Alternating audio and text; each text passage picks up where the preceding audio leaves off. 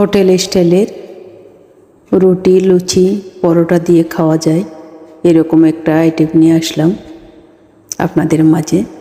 আমি অর্চনা, আপনারা দেখছেন অর্চনা রান্নাঘর।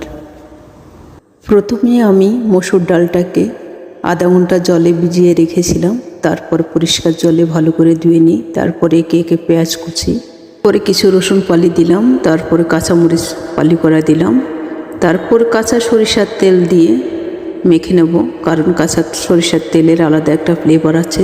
তারপর পরিমাণ মতো লবণ দিলাম, তারপর দিলাম হলুদ, তারপর দিলাম গুঁড়ো মরিচ, তারপর সবগুলোকে ভালো করে মেখে নেব। মেখে নেওয়ার পর আমি 10 মিনিটের জন্য রেস্টে রেখে দেব। এরপর ঢাকনা খুলে এক টুকরো দারুচিনি, 2-3টা এলাচ এবং কিছু কুচি করা আদা দিলাম।